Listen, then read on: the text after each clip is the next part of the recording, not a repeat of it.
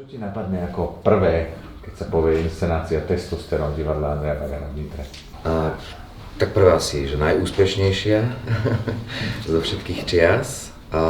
Peter Mankovecký, režisér a žúri s ním.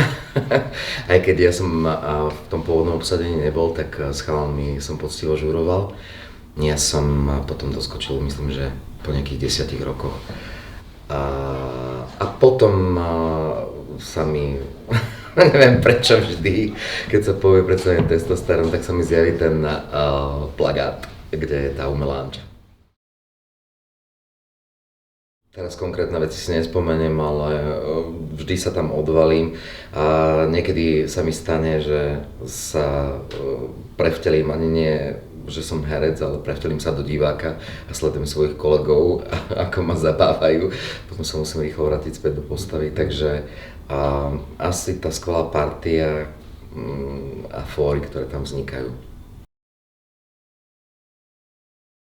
Prečo no? Tak lebo je tam dobrá partia, podľa mňa to je asi ten základ, že tá rovnaká frekvencia humoru tých ľudí a slušne napísaná hra.